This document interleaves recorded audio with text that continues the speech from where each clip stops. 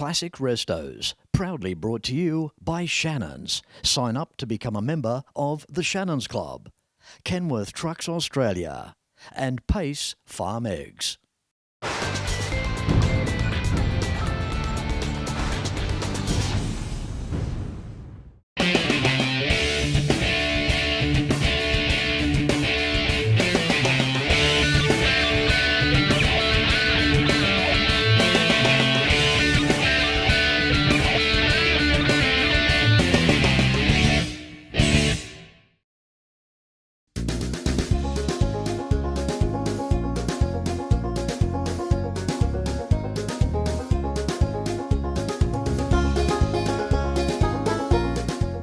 Are we there yet? It's an episode where it needs no fletchy introduction. Perhaps I'm too busy kicking back, chewing the backy, getting into the mood for this up in the backwoods type episode. A country drive south and west of Auckland in the North Island of New Zealand takes you back in time, not too far removed from 100 years ago. Apparently this place hasn't changed very much at all. While the banjos may play and the swat of a mosquito blends in with the deafening quietness, folks around here are kind of cut off to the typical humdrum that many people live through each day. Out here you eat when you're hungry, you sleep when you're tired. Life doesn't run by the man-made device called a clock. That's if you have the power connected to run one. Why am I here in the rural backlots of New Zealand? Well, that's a fair question, and to be honest, the short answer is to escape the rat race of what Australia had become. And I love Australia. I love its landscape. What I don't love is the busyness. So I moved to New Zealand and with the family in 2008, and I sat them all down very quickly, and they didn't know that I was asking this question of all of them, but each one I sat down individually. I said, if we could live anywhere, where would you live? And the answer was the same with Kim and Harold and Bonnie. They all said New Zealand. On December 14, 2008, we had spent all of 2008 winding up my business in Australia. I was working right up until the day, literally, I nearly left, and we decided to come here to New Zealand. Now, my wife Kim is a Kiwi, so that was a little bit easier, and her family were here, and they were very supportive and extremely helpful, and for that, of course, we're eternally grateful.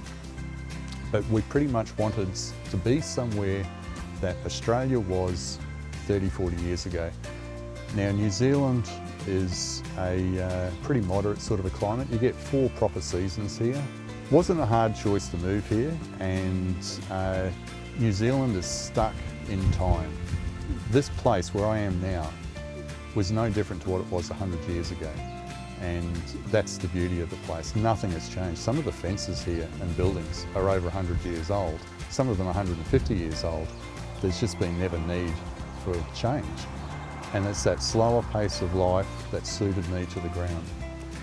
We just come from that generation where you do things for yourself and you feel good about the small things that you can teach yourself and be self-sufficient. And yeah, that's the reason that I'm here.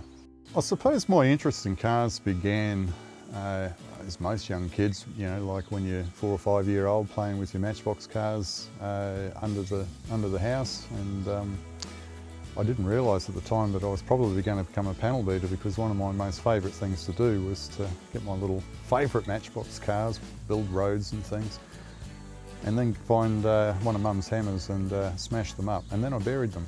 And actually to this day, those cars are probably still buried there. I always wanted to go back and dig them up.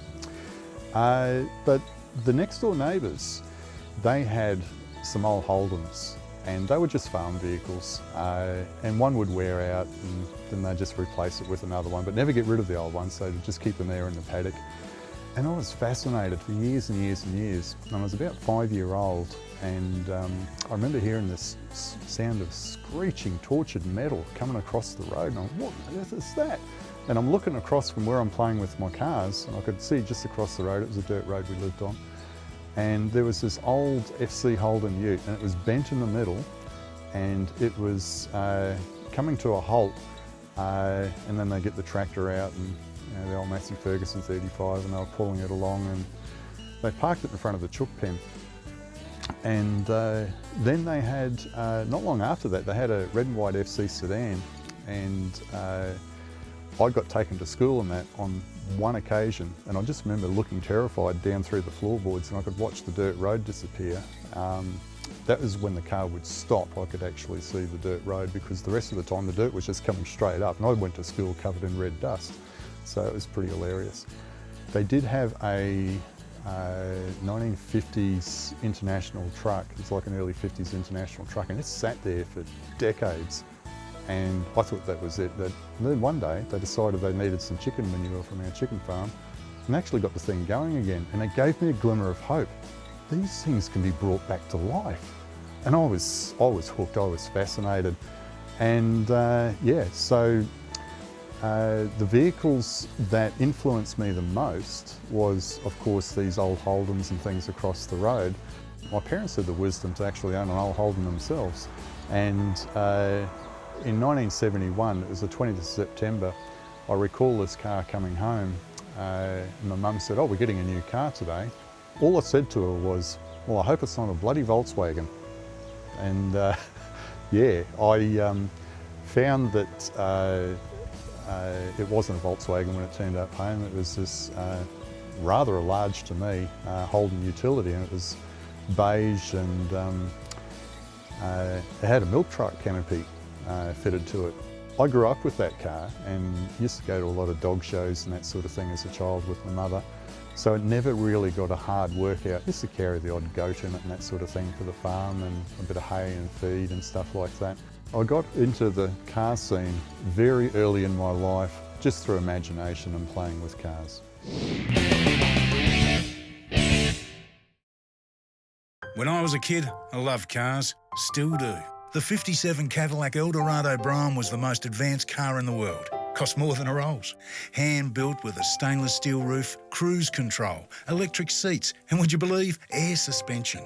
American iron. It's a passion Shannons understand. That's why they insure my daily drive, the caddy, my bike, even the house. Call Shannons on 13 46 46. Shannons, insurance for motoring enthusiasts. In 2025, why not consider a tour of Detroit, Michigan, USA with Fletch? Detroit, it's the Motown City, the automotive epicenter. Each day is wow, wow, and more wow. Imagine experiencing where automotive history on a grand scale began. Stay in fine accommodation, taking in some of the best museums and private car collections on the planet. Book your exclusive 2025 Detroit tour with Fletch. Enquiries at DetroitClassicTours.com. Own a classic or two? Make sure they're insured with Shannons. Why not pick up the phone and give Shannons a call for a quote and a chat on 134646. And for more information regarding insurance and other services where Shannons may help you best, visit shannons.com.au. You can like and follow us on Facebook at facebook.com/Classic Restos TV and watch catch-up episodes at shannons.com.au. A typical day here would be, I'll generally start a little bit later. I'll work 7 days a week, and that might seem a little bit normal to some people, it might seem a little bit odd. A quick background check on me. I'm one of these weird people that went to school every day for 10 years. I never had a sick day off. And I actually lived my whole life like that. So it's the same here. I never have a day off. I don't need to. I have no need to go out and socialise. To me, that's just cutting into shed time. So a typical day here would be, I'll get up and I'm so easily distracted. It's extremely hard, which is one of the reasons I live here, because I'm not sure if I suffer from ADHD or whatever. I don't call it a suffering, I call it a blessing. My brain never switches off. There's always something new and interesting to do. And so generally I'll walk out, and sometimes I'll have a job that I'm trying to finish from the day before, and I'll keep on with that project. but trying to nail me down on any particular thing that I do, I'll chop and change from all over the place. I do actually finish things, even though it has all the appearance that I don't. Some of those things might take a few years to finish, but currently it's summertime, it's reasonably hot, so while I've got outside jobs that I should be doing, like putting the bricks on the gatehouse and building the gate columns and all of that sort of thing, and finish that job I started a few years ago, I've decided I'm doing some rust and body work because this is my very last year of actually doing rust work and major rebuilds for clients and customers. I'd like to pat you, but you're going to bite me. Yeah. Good pat.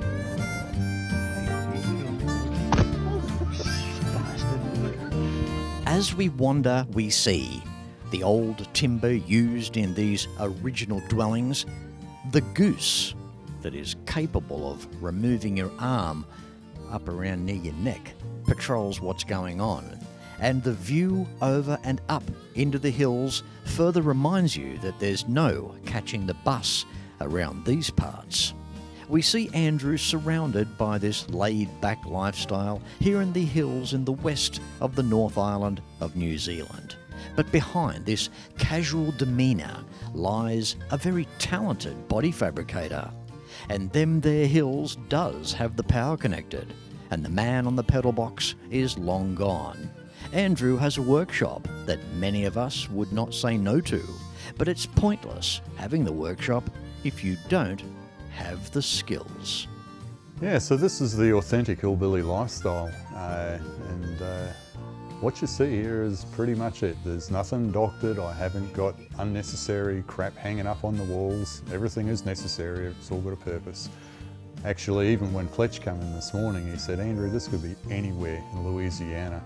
And I said, "That's right." I says, "We even have the old man's beard hanging out of the trees here, just like the swamps in Missouri and Louisiana." But we don't have the crocodiles, and our sheep aren't quite as venomous and toxic as they are. So, yeah. Now, the work that I do here, I am the original street neat. It's a name I came up with in the late 80s, and I registered it in Australia so I was originally street neat panels. And I took the word from a famous number plate that was around in the 1970s in America called Street is Neat. And I just simply made an acronym of the word street neat, and so I've been street neat as a business since 1992. Now, I wasn't the typical panel beater that was doing Mrs. Jones's rusty Corolla. I wasn't interested in domestic work, and of course a lot of hot rod shops, a lot of body shops, a lot of specialist shops will always have that background domestic work, and I was no different to start with. However, I found I was quickly gravitating to, I got to fix the stuff that no one else wanted to fix. It was getting harder and harder to find a guy like me, and I realised that, hang on, there's a niche market here. So for the first 14 years, I started street neat in '92 officially. So I've been going 33 years this year. I was trying to retire at 30 years, and this is definitely my last year at 33 years for doing the big jobs like you see around us. Now, the work that I do is the stuff that no one else wants to do. So I'm an extremely rare panel beater that loves rust. I cannot get enough rust. Too much rust is barely enough. The rust work that I do is very, very therapeutic, not only for the vehicles, but I have an empathy for all things mechanical. I have an empathy for the things that people don't want to fix.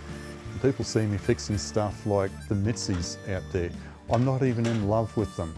And that's the whole point of doing it. I do this because I can. And I'm always taken to task on social media and in person. People saying, "What are you doing mucking around with that stuff, Andrew? Why aren't you working on your Holdens?" And I says, well, maybe I can do both. And I don't have to justify what I do to anyone. This is part of the whole hillbilly pioneering lifestyle. Everything you see around me is a product of my hands. And I've had to do everything from scratch. Even the flame and wiring, the roofs, all the timber work, everything I've got to do myself. And you have a far greater appreciation of life when you actually get some reward and benefit from doing these things. Like Dad, I've always been a Ford man. The Falcon Squire wagon was unloved in 1964, but turns heads today. The Americans call them woodies, but the panelling, it's just fiberglass and plastic. But it's a passion that Shannons understands, which is why my Fords are insured with Shannons. And now, so's the home. Call Shannons on 13 46 46. Shannons, insurance for motoring enthusiasts. Your story began in 1971. It's part of an endless tapestry that tells the story of our nation. It connects innovators to artisans, forests to houses, from the largest of operations to the smallest of outcomes. It's heritage. It's a legacy. And being a master of metal, Andrew's skill set also flows onto taking care of the farm truck, the trusty Mitsubishi, known as Mitzi. Might be just a yard truck, but they're expensive to replace, so you might as well look after and maintain what you got. And if you can make something look like new, why not? Rightio, typical of some of the work I do here is fabricating the missing bits of metal that most vehicles seem to have. Now, a lot of people will cut the rust out of a vehicle and they'll plate it. And from the exterior of the vehicle, it will have all the appearance that the car's been bare metal rebuilt. And here's the problem.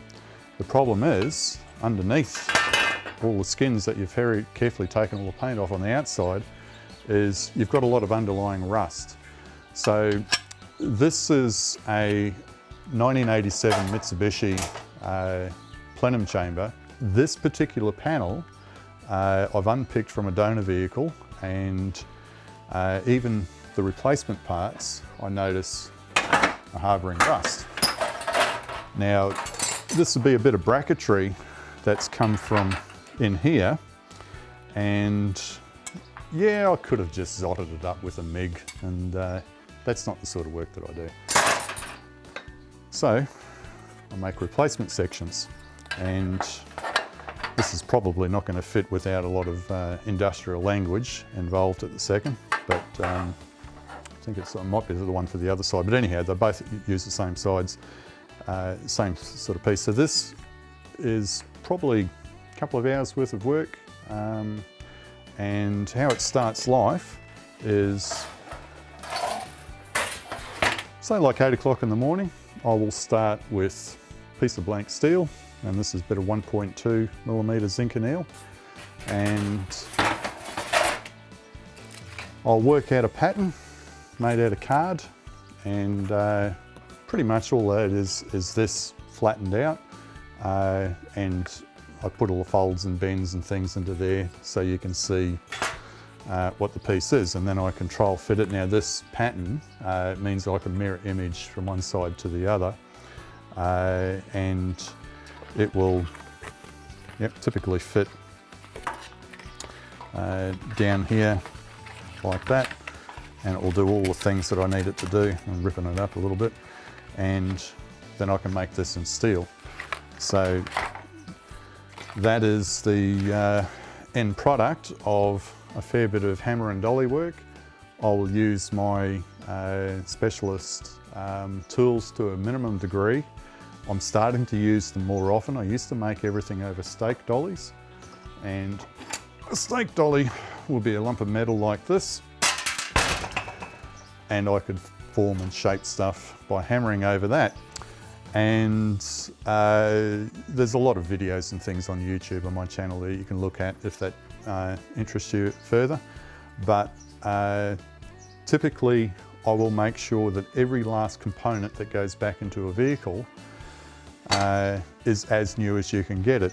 And here I've even done some zinc plating, and we sandblast everything, and I pull apart everything. And I mean I pull everything apart. So if even the inside of the wiper motor is completely disassembled, all the original factory bare metal parts inside the wiper motor, bead blasted with a glass bead in my blast cabinet, and then I send them away to Acme Plating up in Auckland, where good friends Tracy and Mike will zinc plate it all for me. And the cost of zinc plating is very, very cheap. They do two colours. They'll do silver, which everyone knows what a silver bolt looks like, and they'll do gold. I found that the gold lasts a bit longer. My method is I will zinc plate all the metric stuff in gold, all the imperial stuff like for our old Holdens and Chevys and things that we do. When I say we, I mean me, will be done in silver. So imperial is silver, metric is gold. And that's basically a little bit of what we do. And then I bead blast and sandblast all the parts, get all the paint off, and I put on a special coating called Epiphoss. An Australian equivalent would be PPG Paint Grip 253. It's just a clear varnish-like coating. It's got no acid or anything in it, and it will seal up the metal, because here in New Zealand it's very, very moist most of the time, even though we're in summertime. It's as dry as a chip right now, and everything will surface rust, and if you touch something it'll go rusty pretty quickly. Even my tools here, I've got to polish these every few days, and chrome plated tooling is quite handy, but I save that sort of thing for finishing fine things that I don't want to transfer dents to. All my panel tools were hand-me-downs from the guys that taught me panel beating 40 years ago. It sounds like I've been panel beating for a long time, doesn't it? 40 years. And the majority of the work that I do is fabrication. I am trained in paint and refinish as well. Okay, very typical of the work I've been known for over the years is things like this HZ Holden Ute. And I don't just cut the rust out of the vehicle. What I'll do is I will reskin the whole car. So every last skin comes off, every last spot weld that I feel needs to come off. The car gets stripped down to its bare skeleton.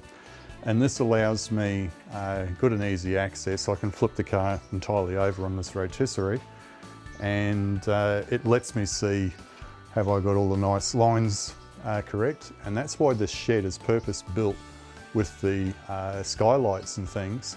I need soft lighting. Days like today is perfect, where you don't have a lot of sun and glare coming in, and I can see how the panels are going.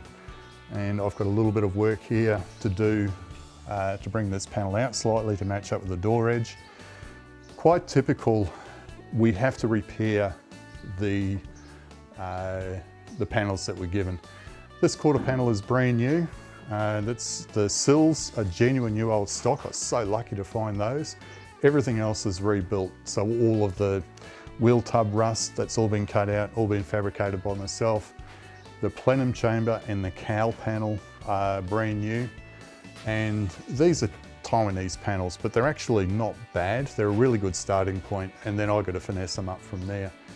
So having it on the rotisserie like this lets me see things like that the normal eye won't pick up. This line through the bottom of the sill here, I'm not quite happy with yet, so I'll probably weld a little bit of number 8 fencing wire, a good bit of Kiwiana there that the Kiwis could relate to, even though I'm Australian. And we use that for filling in the panel gaps, and I can finesse all of this. I'll just roll it back around so it's level.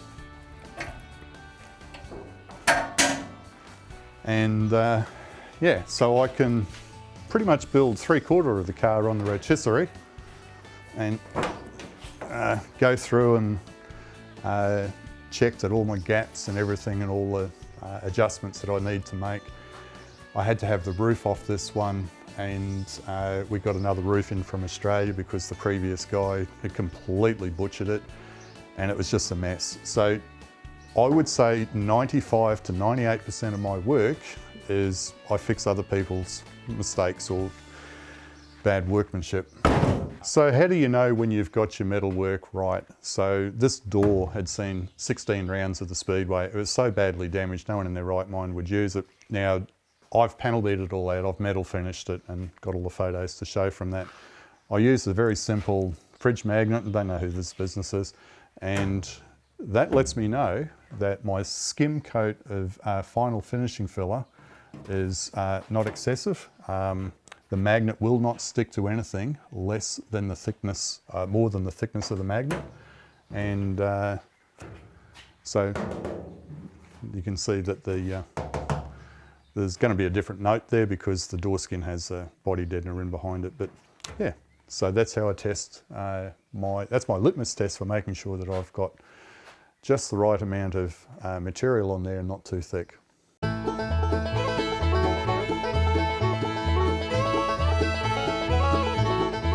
So what I like about living here in the hills of Wainarro, it's the seclusion, and it's the old story of you put yourself in a happy environment and you're going to be in a happy frame of mind. And I really am living the dream here, and I think that that's what life should be all about, is find what fits and suits you. This is what fits and suits me.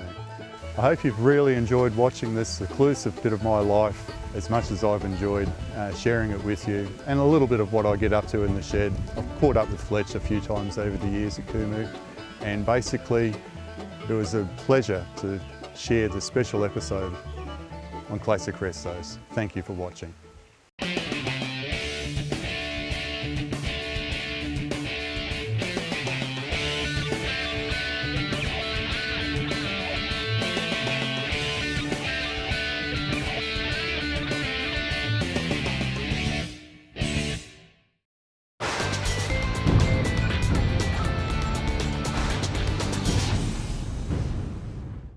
Classic Restos, proudly brought to you by Shannons. Sign up to become a member of the Shannons Club. Kenworth Trucks Australia and Pace Farm Eggs.